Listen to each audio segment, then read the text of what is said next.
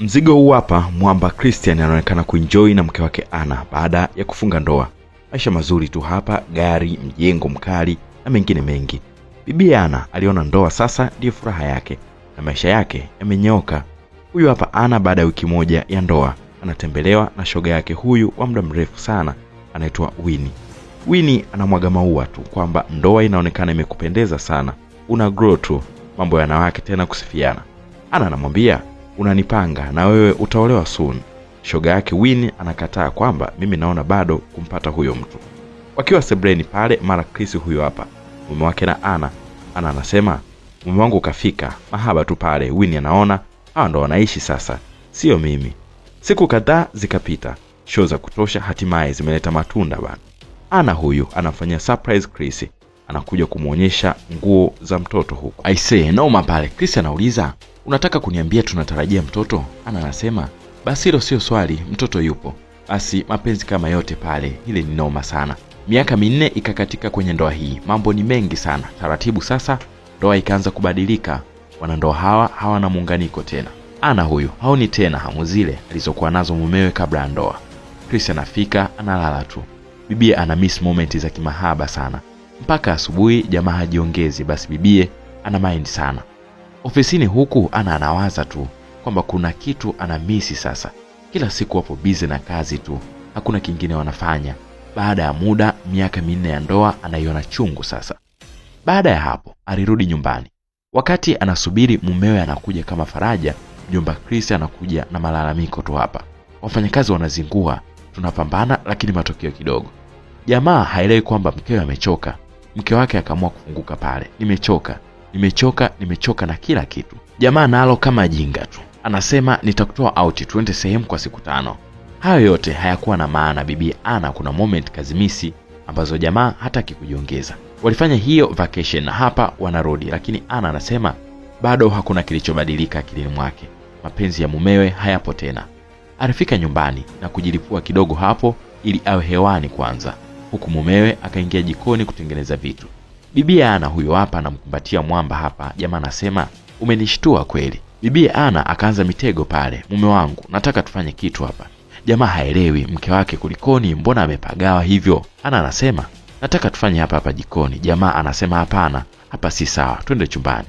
I say ile ilikuwa ni vita kati ya Anna. Anna anachukia sana, kuna vitu anavitaka, lakini huyu Chris amekuwa mzito kufanya na hamuelewi. Ilimuumiza sana kwani hana furaha tena na ile ndoa yao. Hawa tena wanajiandaa asubuhi kwenda kazini. Anna anaenda kuweka sawa shati la Chris. Mara jamaa anaona mkononi Anna hana pete. Ile ilimvuruga sana. Anauliza pete iko wapi? Basi ilibidi jamaa ichukue na kumpisha. Hii ni ishara mbaya sana kwa wanandoa hawa. Usiku tena ratiba ni zile zile. Jamaa akifika tu anadondoka. Bibi Anna anatamani kuenjoy hata kidogo, lakini wapi. Hapo Anna anafanya jitihada za kila aina kutaka penzi la mume wake, lakini mtu hataki wala hashtuki. Aisee, Anna anajiuliza huyu mtu amekuaje?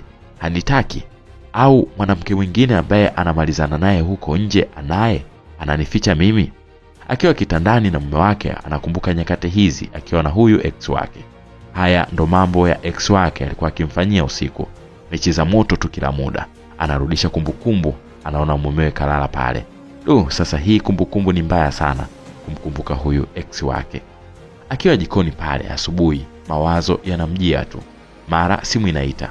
Mtoto wake anamletea, mama simu hii. Yupo pale lakini hashtuki chochote. Chris anafika pale anashangaa, dada haelewi na mambo yanaharibika.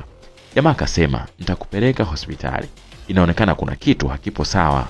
Unaumwa wewe. Mchana huu bibi akasema njoo unikande mgongo, unauma hapa. Wakati jamaa anamnyoosha pale, bibi Anna anatoa miguno tu.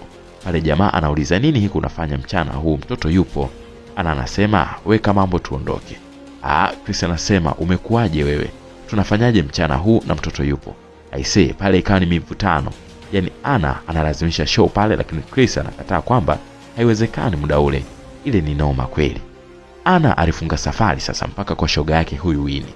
Sasa huku ipo hivi. Huyu kaka yake na Winnie ndio walikuwa boyfriend wake. Kwa hiyo huku alipoenda ndio yupo pia ex wake huyo, na ndiye anampokea mlangoni. Anna ikabidi amwambie mshikaji, sijakupata wewe, tafadhali niitie dada yako Winnie. Moyoni Ana anamkubali sana huyu bro wake na shoga yake. Anatamani hata mambo yarudi, lakini ndiyo hivyo, ameshaolewa. Alipokaa kwenye ile sofa anamsubiri shoga yake, ndiyo hiyo sehemu aliyotolewa bikra na mwamba hapo. Basi akazikumbuka hizo nyakati. Aisee, ile ni hatari. Anashtuka anakuta Winnie huyu hapa. Winnie naye haelewi huyu mtu mbona siku hizi hana furaha kabisa. Basi Ana ilibidi tu aeleze pale ukweli kwamba ndoa yake kwa sasa ni ngumu. Hakuna linalofanyika. Wapo tu wanatazamana. Winnie yeye alishauri Ana aongee na mumewe wayaweke sawa yaishe. Huku sasa hatimaye ni birthday ya Ana na Chris tayari amesharudisha mahaba hapa. Basi akamwambia sema chochote leo nakufanyia. Ana akasema subiri nije. Jamaa anashangaa Ana anakuja na kamba. Chris anauliza kamba ya nini hiyo? Ana anasema nataka unifanye vitu kama umeniteka hivi. Nifunge kamba mikononi afu tufanye mambo yetu mpenzi wangu. Ile ilimvuruga sana Chris kwamba mambo hayo ni ya kishetani. Amekufundisha nani? Au ni movie gani unaangalia wewe? Basi mle ndani mashetani yanapishana tu. Hakuna linalomwelewa mwenzake. Tena huku ofisini Ana anambananisha Chris, anataka afanye pale ofisini. Chris anasema nini hiki unataka kufanya ofisini? Ana anasema haraka tu ni kidogo na hapa ni ofisini kwangu, unamwogopa nani? Yani hapa changamoto kwa wengine inakuwa ni mwanamke kukataa kushiriki tendo, lakini hapa mwanaume ndo anamkataa mke wake. Hii ni noma sana. Hata kwenye gari bibi Ana anatamani wafanye jambo pale, lakini jamaa bado mzito kujiongeza. Unaambiwa usipompa mkeo anachokitaka basi ataenda kutafuta kwingine. Na hapa sasa Ana anakumbuka tena show za ex wake ambaye ni kaka yake na yule shoga yake Winnie. Anakumbuka namna alipokuwa akimtia pingu na kufanya mabaratu. Njia ikawa moja tu mpaka kwa shoga yake Winnie. Hapa ameamua kumpa ukweli wote kwamba nimejitahidi, mume wangu hataki kufanya chochote. Nimejaribu mara nyingi kumshawishi lakini wapi. Sasa naomba nirudi kwa bro wako. Makubwa yale. Winnie mwenyewe anashangaa, bro wangu ameingiaje hapa? Baki na mumeo yule humwezi. Akasema hapana, namtaka tena bro wako, kuna vitu alinifanyia sio vya kawaida. Naomba leo niongee naye tu. Winnie akasisitiza kwamba bro wangu ni mtu wa wanawake wengi. Humwezi yule. Wakiwa pale chuma hicho hapo kinaingia na mwanamke mwingine. Haya ndio anayoyataka sasa Ana. Winnie anamwambia umeona sasa? Huyu mtu abadiliki. Ndio huyo kila kukicha wanawake. Huyo ndo unasema utamweza wewe? Ana mwili wote ukamwishia nguvu hapa. Hii ni noma sana. Tusogee tena paka sehemu ya pili. Subscribe channel hii ili uweze kupata movie mpya kila muda.